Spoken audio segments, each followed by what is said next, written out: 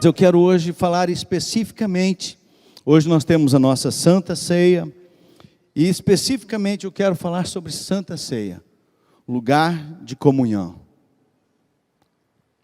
E como que é importante. As pessoas, infelizmente, têm tratado muitas vezes a Santa Ceia como um pedacinho de pão e um copinho de suco. Não estão dando muita importância, se der eu vou, hoje eu estou cansado, hoje eu não estou muito legal, eu não vou, hoje eu não quero ir na igreja, no dia de ceia, nem às vezes outros dias, mas também no dia de ceia. Antigamente as pessoas iam, não faltavam à ceia. Antigamente as pessoas, tinha visita em casa, falou, olha, eu tenho um programa na igreja, eu tenho uma responsabilidade na igreja, não posso faltar. Hoje a pessoa vai para casa, tem uma visita em casa, um parente conhecido que sabe que é da igreja. Já aconteceu aqui na igreja, a pessoa me fala, pastor, chegou um irmão da igreja, não foi na igreja e veio me visitar. No dia de ceia, eu não pude ir. Queridos, isso é um disparate com a igreja de Jesus Cristo, com o reino e com o próprio Cristo, com o próprio, sacrifício de Jesus. Aquilo que Jesus fez por nós, aquilo que Jesus é para cada um de nós.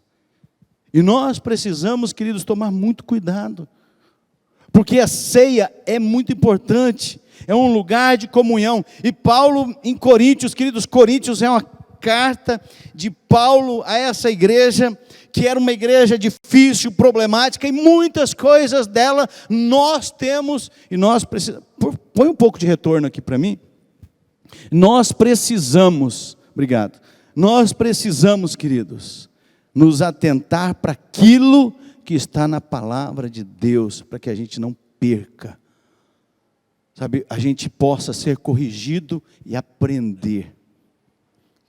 Quando Paulo escreve aqui no capítulo 11, ele está falando especificamente sobre a ceia, ele está dando uma atenção muito especial à ceia do Senhor. E até mesmo porque Jesus deu a orientação, até mesmo porque Jesus ensinou os seus discípulos a fazer isso, de uma forma muito clara, de uma forma muito direta.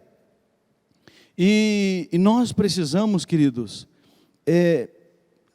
voltar a ter um culto que realmente glorifique ao Senhor. E nós tenhamos esse momento da ceia do Senhor como um momento especial, mas não só esse momento, todos os momentos que nós nos reunimos na igreja, seja um momento especial. Na igreja daquela época, daquele momento que Paulo escreve, havia uma festa chamada Ágape, a festa do amor, que acontecia, quando eles iam realizar a celebração da ceia. Vamos dizer que é o equivalente a nosso junta-panela. Sabe quando você fala assim, vamos juntar a panela? Aí um traz um negócio, outro traz outro, e vira, igual semana passada, nós fizemos um junta-panela aqui no final de culto, celebrando e festejando o nosso encerramento de jejum, foi muito gostoso. Um trouxe uma coisa, outro trouxe outra, e nós pudemos celebrar. Então, essa festa do amor, acontecia isso. Obrigado. E cada um levava alguma coisa. Só o que estava acontecendo? O objetivo dessa festa, o objetivo deste momento, era fazer o quê? Fortalecer a comunhão entre os membros da igreja, fortalecer a comunhão entre os irmãos, era fortalecer aqueles que estavam andando junto. E aí eles estavam ali para celebrar a ceia do Senhor, a festa do amor, só que eles faziam antes. Eles estavam começando a mudar. E queridos, preste atenção nisso. Atente para isso. Grave isso no seu coração. Muitas vezes nós queremos mudar algumas coisas que faz, eu vou fazer desse jeito porque eu acho que assim fica melhor. Queridos, princípios, coisas de Deus, Bíblia não se muda, se vive. A gente não pode mudar. Mas a igreja começou a querer mudar algumas coisas. Deixa eu falar assim, não é mudar, pusemos canhão, pusemos uma fumaça, uns move aqui. Isso não é mudança que muda alguma coisa. Pintar a parede da igreja de preto, e nós estamos precisando pintar de novo, né? Daqui a pouco nós vamos fazer uma campanha para fazer essas coisas que nós precisamos fazer. Não é essas mudanças. Porque isso aí não muda o princípio bíblico. Uma pessoa um dia chegou para mim e falou, pastor, porque a igreja já é diferente, não é igual antigamente. Eu falei, meu irmão, aquela igreja antigamente não existe mais. Pastor, mas aquela igreja era tão boa, a gente tinha reunião de oração, eu tinha vigília. Por que você não vem na reunião de oração hoje? Por que você não vem nas vigílias hoje? Mas vive de passado, esquece do presente e não olha para o futuro. Então, queridos, não é essas questões, essas mudanças, mas não é. Eu falei, querido, então vamos fazer o seguinte, você acha que antigamente era melhor? Era, pastor. Então vende o seu carro e compra a carroça. Por que só dentro da igreja tem que ficar? E outra, queridos, se nós não alterarmos e mudarmos, às vezes, as coisas que nós precisamos mudar, nós não vamos mudar princípio, nós não vamos mudar a Bíblia, nós não vamos mudar aquilo que é a verdade da palavra de Deus, mas aquilo que precisa ser, aperfeiçoado, para que as pessoas tenham desejo de estar conosco, nós temos que fazer. E o que estava acontecendo na igreja de Coríntio é que eles estavam mudando coisas que eram de suma importância, que era a comunhão entre os irmãos. Eles estavam mudando. E eles começaram a perder a arte de compartilhar. Sabe aquele momento que era tão especial, eles começaram a perder. Eles estavam juntos, mas distantes uns dos outros, longe uns dos outros. Os membros daquela igreja, queridos, tinham ali ricos, né? E aí os ricos vinham, traziam os seus manjares e comiam antes. A festa, que era a festa do amor, estava sendo já uma festa que o amor estava distante. Preste atenção nisso, queridos. Quando a gente olha para aquela igreja tinha pobre e tinha escravo. Os pobres e os escravos, muitas vezes não tinham que levar. Não é porque não queriam, é porque não tinham que levar. E chegava no final, eles estavam com fome, porque os ricos comeram antes. Porque aqueles que tinham, fizeram os seus grupinhos e esqueceram dos demais. E Paulo, nessa palavra, ele nos exorta e nos ensina que nós precisamos trazer à luz, coisas que são muito importantes. E nós fazemos algumas descobertas quando a igreja perde a noção de ser igreja. Uma das coisas que nós observamos é que as reuniões da igreja perdem seu significado e objetivo. Quando você muda e altera princípios, o significado e o objetivo da reunião perde o seu foco. E Paulo inicia reprovando aquela igreja, a atitude deles, mostrando que eles tinham perdido os motivos, as razões, os objetivos reais, quando eles se reuniam. Para estarem presentes, eles tinham perdido isso. Olha só o versículo 17. Entretanto, nisto que lhes vou dizer, não os elogio, pois a reunião de vocês mais fazem mal do que bem. Paulo estava dizendo à igreja de Corinto, a reunião que vocês têm feito está fazendo mais mal do que bem. Por quê? Porque vocês perderam o propósito, vocês perderam o significado do culto, o objetivo do culto, o objetivo da comunhão, o objetivo do estar junto. A falta de amor que está tendo na vida da igreja está sendo gritante. A falta de amor naquela comunidade estava claro. estava perceptível. Isso as pessoas estavam percebendo.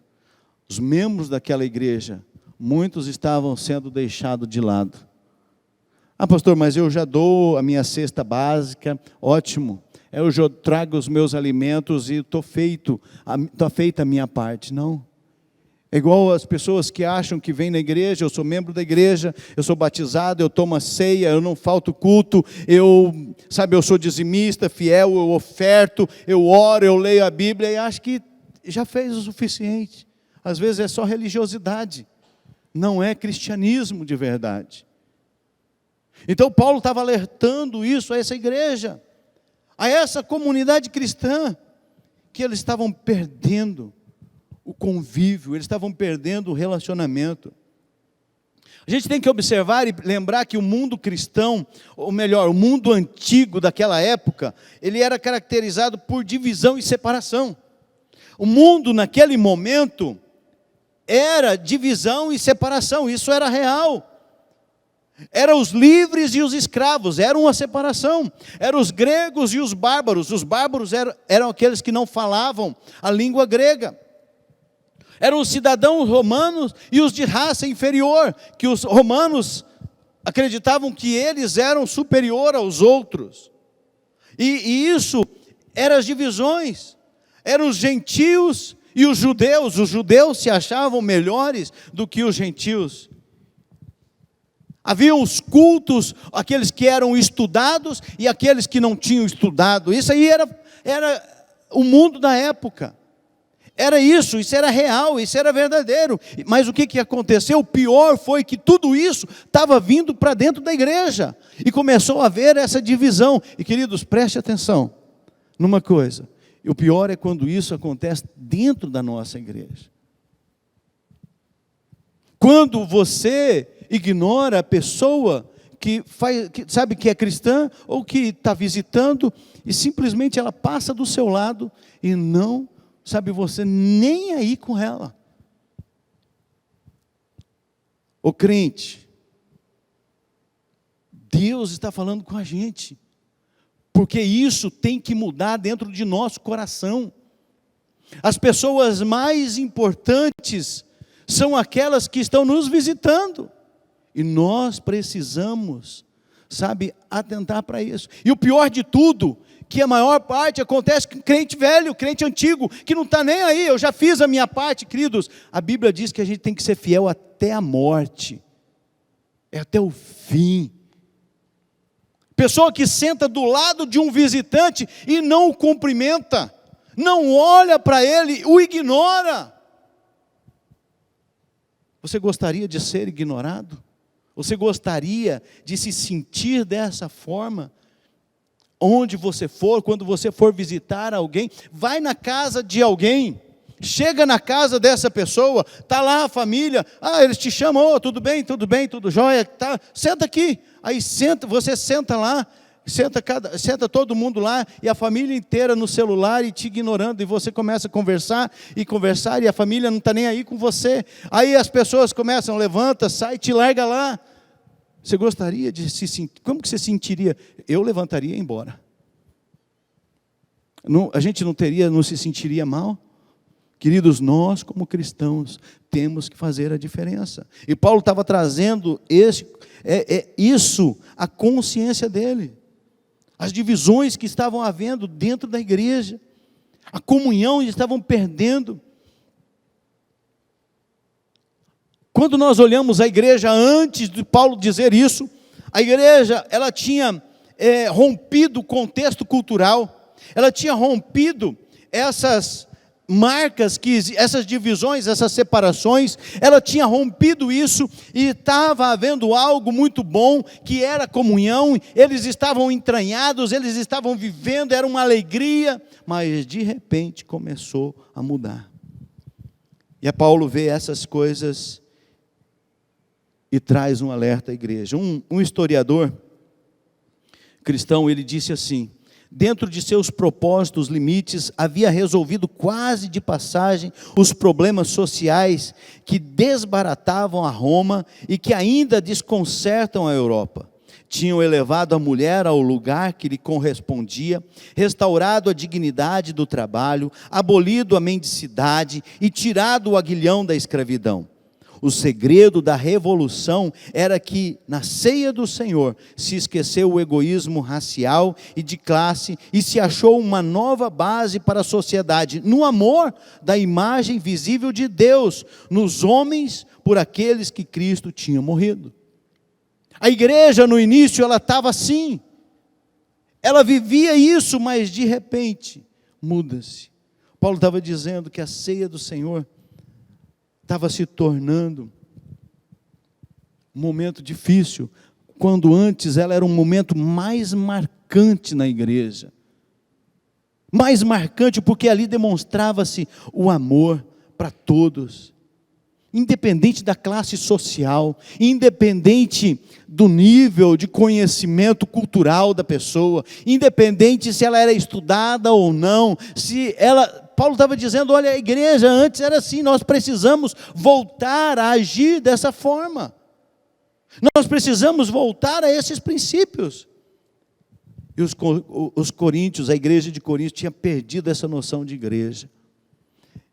E os cultos deles já não era mais um momento de comunhão a Deus, com Deus. Não era mais um momento de comunhão com o próximo, com as pessoas. Tinha perdido o significado. Tinha perdido o sentido. Aquela festa que era tão gostosa, agora tinha sido uma festa de partidarismo. Um para cá e o outro para lá. E isso era negativo. O grande desafio da igreja, queridos, é quebrar todas as barreiras que nos separam e nos unirmos novamente. Eu esperava um amém, irmãos. Porque é isso que nós precisamos. Sabe, nós precisamos disso, cada dia mais.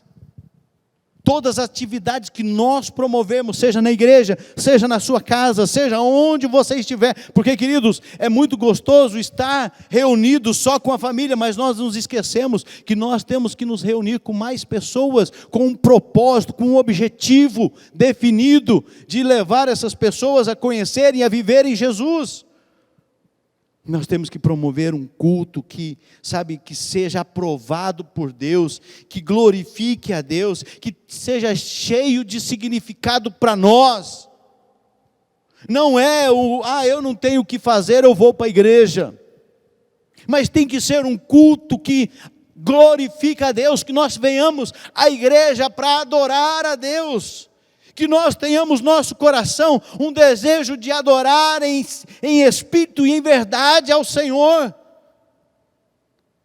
Não é simplesmente um costume de todo domingo estar na igreja, mas é um momento especial da igreja de Jesus Cristo, homens e mulheres pecadores, falhos, que se reúnem para glorificar aquele que nos salvou, aquele que nos libertou, aquele que nos transformou. E aqui para nós, queridos, o nosso objetivo são amar a Deus pelo que nós podemos oferecer a Ele, não é pelo que Ele pode nos oferecer. Isso é uma inversão de valores. Eu vou buscar a Deus pelo que... O que Deus pode me oferecer? Não, é o que eu posso oferecer a Deus. Amar ao próximo pelo que eu posso oferecer a Ele. Não é pelo que Ele pode me dar, tem muito interesse. Eu faço isso porque tenho interesse em alguma coisa. Não, o meu maior interesse deve ser amar a pessoa. Simplesmente amar. Independente de quem seja. Independente da classe social. O nosso desafio, o nosso objetivo, queridos, amar a Deus pelo que nós podemos dar a Ele, amar as pessoas pelo que nós podemos dar a elas, e poder servir a cidade com aquilo que nós podemos entregar para a cidade. Você é responsável por essa cidade, queridos, e você precisa amar essa cidade, e você precisa abençoar essa cidade, você precisa abençoar o comércio, você precisa abençoar o seu local de trabalho, você precisa ser um abençoador aonde você passar, você precisa orar pelas autoridades, você precisa orar por tudo que está acontecendo nessa cidade. para que Deus possa mover, para que Deus possa trabalhar. E nós podemos fazer isso, queridos, nós podemos, sabe, o que nós podemos dar para Deus, para as pessoas, para a cidade? Respeito, atenção, carinho, dedicação, amor, querido, de verdade. Expressar de verdade, não só de palavras, mas de palavra e de ação. Agir. É muito fácil criticar quem faz, mas nós temos que fazer também. Ah, se fosse eu, faria diferente, mas não faz de jeito nenhum. Nós temos que fazer. Caso nós não façamos, queridos, nem nos esforçamos, nós perdemos o significado de culto, como aconteceu em Coríntios. E aí nós passamos por um novo problema, é quando a comunhão é afetada. Se nós não amamos a Deus, não amamos as pessoas, e não abençoamos a cidade, a comunhão começa a ser afetada, por gente que o objetivo é só impor a sua vontade. Talvez você tenha pensado aí no seu coração, pastor é assim, pastor é desse jeito, ele quer só que a vontade dele seja feita. Eu quero que a vontade de Deus seja feita. E se você quer vir comigo, ande comigo, nós vamos junto. Porque é isso, queridos, que importa. É a vontade de Deus. Então é isso que nós precisamos. E olha só o que Paulo fala no versículo 18 e 19. Em primeiro lugar, ouço que quando vocês se reúnem como igreja, há divisão entre vocês e até certo ponto eu creio, pois é necessário que haja divergência entre vocês, para que sejam conhecidos quais dentre vocês são aprovados. Paulo deixa claro aqui, queridos, que existia pessoas dentro da igreja que gostavam de criar problemas. Paulo deixa claro que, sabe, de dizer coisas que ofendiam, pessoas que queriam manipular os outros, que forjavam, sabe, o seu próprio grupo, que queriam manipular, a fim de quê? De fomentar divisão. Paulo estava dizendo isso, e quando nós olhamos os capítulos iniciais aqui de Coríntios, Paulo começa a mostrar, a criticar, sabe, e as pessoas começaram, por causa disso, começaram a criticar Paulo, e a desmerecer a liderança de Paulo, e a tentar convencer os outros, que o que Paulo estava fazendo, não era certo, e é isso que Paulo estava chamando a atenção. Olha, vocês estão sendo enredados por essas pessoas.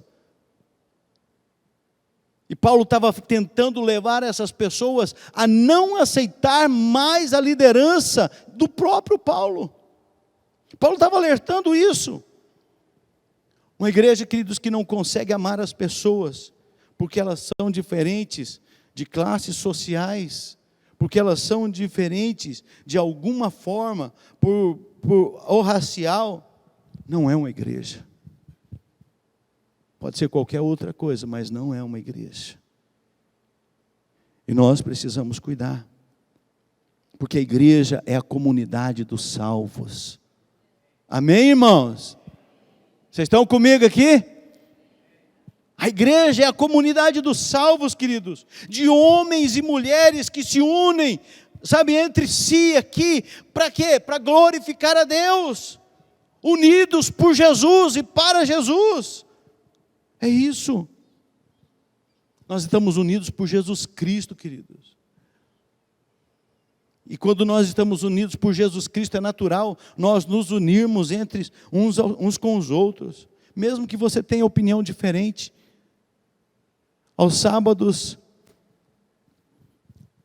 eles teve a última série, agora tem uma outra mensagem, foi uma outra mensagem sábado, mas a última série foi sobre isso, dos jovens. Como amar aquele que pensa diferente, né? Aquele que é diferente. Como que você vai amar alguém que pensa diferente de você? E é isso que Paulo está nos falando. Você pode ter opiniões diferentes, mas nós podemos viver junto. Queridos, quem vive de manipular pessoas, de buscar derrubar os outros, quem vive de levantar difamação e espalhar maledicências, evidencia que ainda não foi transformado por Jesus. Quem vive fazendo isso, ainda não faz parte da igreja de Jesus Cristo, porque ainda não é de Cristo. Isso é uma verdade bíblica. João confirma isso. Olha só, 1 João 1,7. Se porém andamos na luz, como Ele está na luz, mantemos comunhão uns com os outros, e o sangue de Jesus, seu Filho, nos purifica de todo pecado. João está dizendo, se nós andamos na luz como Ele está na luz, nós mantemos comunhão uns com os outros. Olha só o outro texto de 1 João 3, 10 e 11. A diferença clara que existe entre os filhos de Deus e os filhos do diabo é esta: que não faz o que é correto, ou não ama o seu irmão, quem não faz o que é correto, ou não ama o seu irmão, não é filho de Deus. Está claro, querido? Quem não faz o que é correto, ou não ama o seu irmão, não é filho de Deus. A mensagem que vocês ouviram desde o princípio é esta: que nos amemos uns aos outros. Essa é a mensagem do Evangelho. E nós não podemos admitir, queridos, que a comunhão da igreja seja afetada por pessoas que não amam ou ainda fomentam divisão. Nós não podemos aceitar isso, porque toda prática pecaminosa deve ser condenada, deve ser, colocada na cruz de Cristo, deve ser, cravada lá na cruz de Cristo. Nós devemos corrigir, queridos, aqueles que estão em falta. Por quê? Porque é o Evangelho. Aqueles que estão reprovando em suas ações, em suas palavras, em seus comportamentos, devem ser reprovados, devem ser corrigidos. E Paulo, no versículo 19, Paulo diz que a única coisa boa, queridos, olha só o texto, 1 Coríntios 11, 19, pois é necessário que haja divergências entre vocês, para que sejam conhecidos quais dentre vocês são aprovados. A única coisa boa, quando as pessoas fomentam divisão, sabe o que é? Quando isso ocorre dentro da igreja, é porque fica sabendo quem é filho de Deus e quem é filho do diabo, quem ama Jesus e quem não ama Jesus, quem está se preocupando com a igreja de Jesus Cristo ou quem está se preocupando consigo mesmo.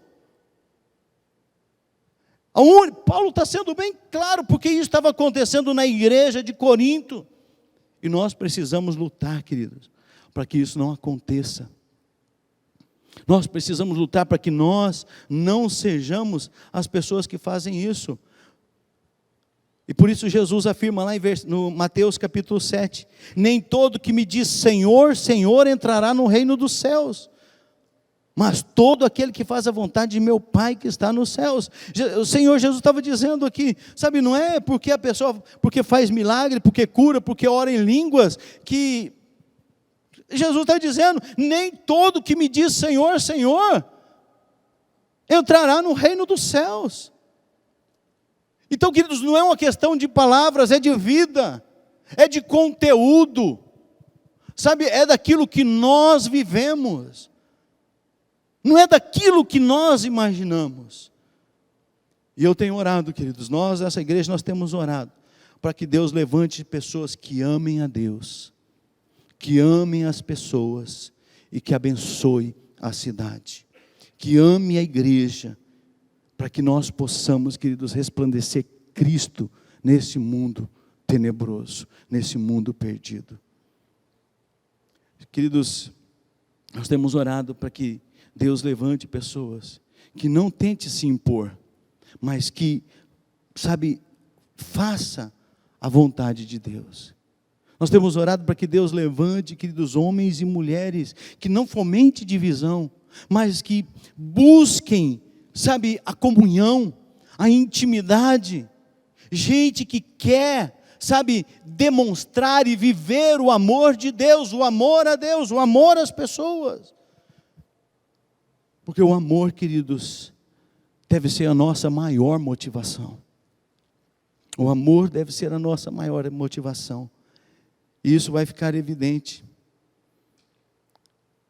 A noção de que a igreja e as ações são realizadas buscando, e muitas pessoas, queridos, não têm feito isso. E aí o que tem acontecido? As razões são realizadas, as razões pessoais de cada um são realizadas buscando a glória própria, ao invés de buscar a glória de Deus. Nós precisamos buscar a glória de Deus, e Paulo continua, versículo 20 até o 22, quando vocês se reúnem, não é para comer a ceia do Senhor, porque cada um come sua própria ceia sem esperar pelos outros. Assim, enquanto um fica com fome, o outro se embriaga. Será que vocês não têm casa onde comer e beber? Ou desprezam a igreja de Deus e humilham os que nada têm? Que lhes direi? Eu os elogiarei por isso? Certamente que não. Eu tinha muita dificuldade de entender esse texto quando eu era menor. Por quê? Porque eu falava, mas o que mata a fome? Um pedacinho de pão assim e um copinho de suco de uva, isso não mata a fome de ninguém. Até que eu entendi que ele era uma festa, era uma celebração, era algo maior, que eles estavam participando, queridos. E Paulo estava dizendo, ele diz nesses últimos versículos, que tinha muitos cristãos ali, que achavam que eram melhores do que os outros. Paulo está dizendo aqui, vocês acham que eu ainda devo elogiar vocês por isso? Vocês acham que vocês precisam, de ser paparicado? Paulo é bem enfático, certamente que não. Por quê? Porque a glória é de Deus, queridos, a glória não é nossa. A glória não é nossa, é de Deus. E acredite, queridos, acredite nisso. Paulo fala assim, eu não posso elogiar ninguém. Paulo está dizendo isso. Eu não posso elogiar quem despreza a igreja, que envergonha os irmãos. Eu não posso elogiar. Paulo estava sendo claro. E Barclay, ele fala o seguinte, dá essa frase aí: quando as pessoas desejam manter as coisas só para si mesmo ou para o seu próprio círculo, nem sequer estão começando a ser cristão. Quando nós, queridos, desejamos manter as coisas só para nós, ou no círculo da nossa amizade, o nosso círculo tem que ser um círculo aberto, onde agrega pessoas, onde traz pessoas para junto. Não pode ser um círculo fechado onde ninguém entra, onde ninguém, não dá certo, eu não combino. Amor combina com qualquer tipo de pessoa. Amor combina com qualquer um de nós. Amor, queridos, é isso que Paulo estava dizendo. E aqui a palavra traduzida para a ceia do Senhor é uma palavra grega, deipnon. Essa palavra grega, ela diz, porque assim, deipnon era a refeição mais importante.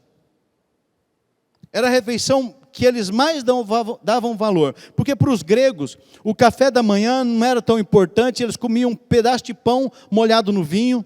O almoço, eles estavam correndo demais, os gregos, eles estavam com uma correria, então eles comiam na rua qualquer coisinha. Mas à noite, era a refeição mais importante, era deipnon.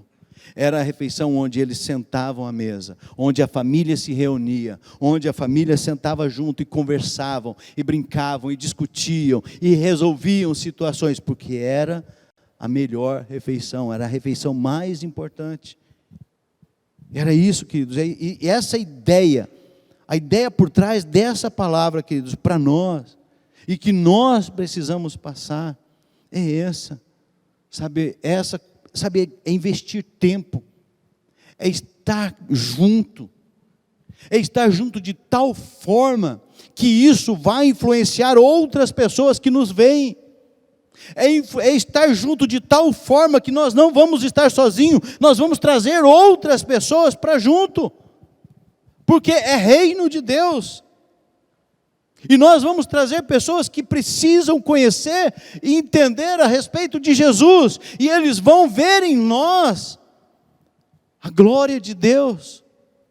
Eles vão entender isso, e é isso que Paulo estava dizendo. E quando alguém formava o seu próprio grupo, que ele desprezava os outros, ele quebrava essa questão de comunhão, ele quebrava a união, que era tão necessária, que é tão importante para a igreja de Jesus Cristo.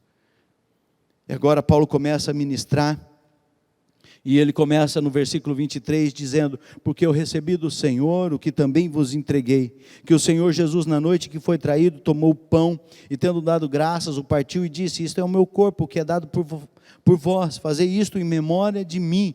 Por semelhante modo, depois de haver ceado, tomou também o cálice, dizendo: este cálice é a nova aliança no meu sangue, fazei isso todas as vezes que o beberdes em memória de mim. Paulo estava relembrando o que Jesus Cristo fez.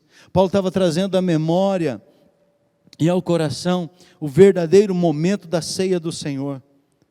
Que nós temos que ter a nossa mente voltada para o sacrifício do Senhor, para aquilo que Jesus Cristo fez por nós. Deus decidiu nos amar, mesmo nós sendo falhos, mesmo nós sendo pecadores, mesmo nós, não tendo valor nenhum.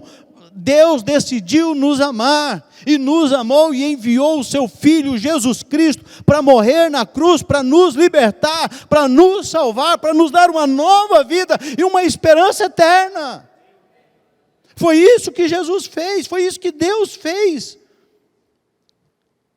O amor que deu sangue para substituir o nosso, era o nosso sangue que deveria ser derramado.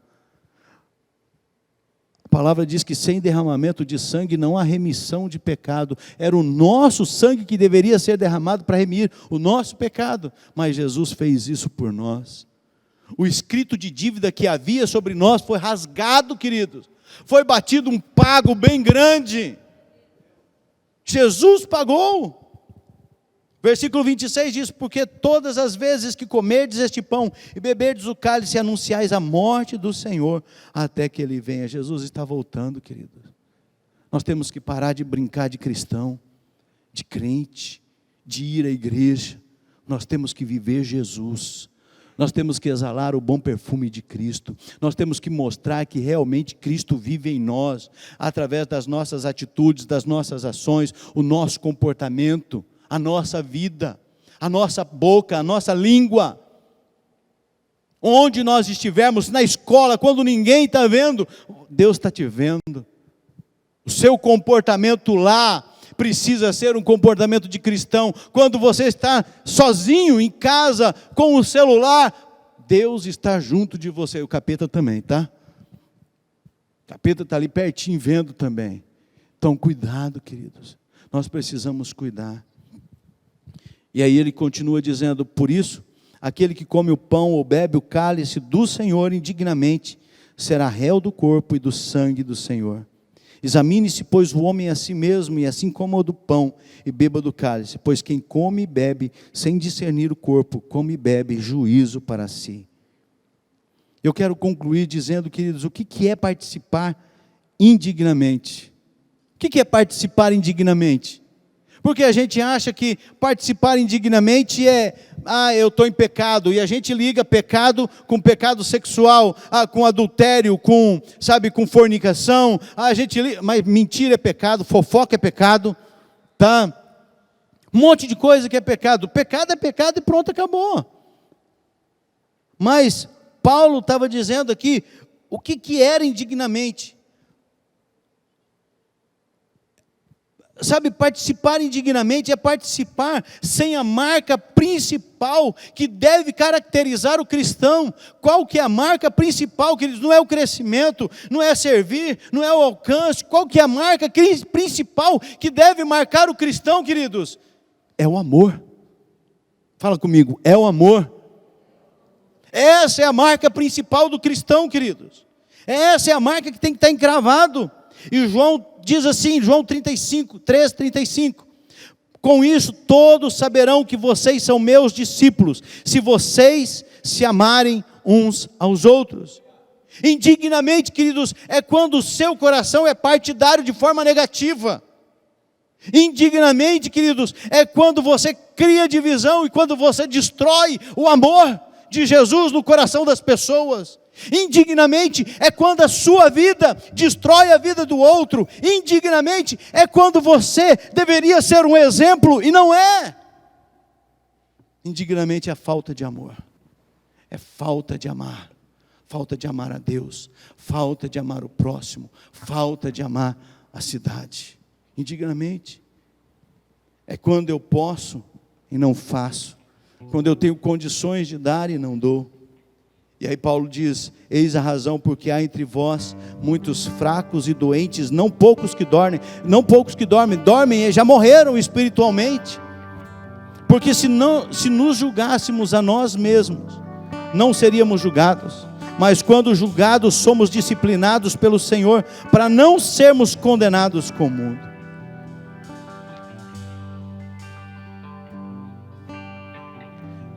Quando nós percebemos que algumas das coisas não estão boas, nós somos disciplinados pelo Senhor. O Senhor nos ensina. O Senhor quer nos curar, quer nos restaurar. E aí Paulo diz: assim pois, irmãos meus, quando vos reunis para comer, esperai uns pelos outros. Se alguém tem fome, coma em casa, a fim de não vos reunirdes para juízo. Quanto às demais coisas, eu as ordenarei quando for ter convosco. Espiritualmente, queridos, nós somos convidados a nos alimentar da graça de Deus. Esse é o convite dessa noite. Esse é o convite do Senhor para nós participarmos da ceia do Senhor. É nos alimentar dessa noite, alimentar da graça. Sabe, através do Cristo vivo, do Cristo ressurreto, do Cristo que, sabe, foi crucificado, mas que ressuscitou e está à destra de Deus e intercede por nós. É isso, querido. E se você deseja essa noite se alimentar dessa graça, desse amor, desse momento tão sublime, tão especial, olhe para trás, olhe para a cruz de Cristo. Não se esqueça da cruz de Cristo. A cruz de Cristo é o centro do Evangelho. É o sacrifício de Jesus. Nós temos que lembrar da morte de Jesus. Nós temos que lembrar que Ele morreu. E o versículo 26 diz: porque todas as vezes que comerdes este pão e beberdes o cálice, anunciais a morte do Senhor até que Ele venha. Olhe para trás, queridos. Não se esqueça da cruz de Cristo. O evangelho sem a cruz não é evangelho. O evangelho sem olhar para a cruz de Cristo não é o evangelho. E nós precisamos olhar para a cruz de Cristo. Olhe para frente. Jesus está prestes a voltar. Preste atenção, queridos, olhe para cá. Olhe para frente. Olhe para Jesus, porque Ele vai voltar. E o versículo 26 diz: anunciais a morte do Senhor até que Ele venha. A ceia do Senhor é o momento de nós estamos anunciando que Jesus Cristo vai voltar para buscar aqueles que foram lavados e redimidos no sangue do Cordeiro. Não é aqueles que fazem parte dessa igreja ou daquela, mas aqueles que foram lavados no sangue do Cordeiro e permaneceram fiéis até o fim. É isso. Olhe para dentro de você, queridos. Olhe para você. E a palavra do Senhor, Paulo diz: examine-se, pois, o homem a si mesmo, e assim coma do pão e beba dos cálices. Olhe para dentro de você, reconheça quem você é, reconheça que você é pecador, reconheça que você necessita do amor de Deus, reconheça que sem a graça, sem o amor de Jesus, você e eu não somos nada. Nós temos que estar isso. E olhe ao redor, queridos. Espere uns pelos outros. Sim, pois, irmãos meus, quando vos reunis para comer, esperai uns pelos outros. Olhe para trás, queridos. Lembre da cruz. Olhe para frente. Jesus vai voltar. Olhe para dentro de você. Não esconda os seus pecados. Não camufle os teus pecados. Seja aberto diante de Jesus. Jesus é isso. Eu sou essa pessoa. E olhe ao redor. E viva o amor de Deus.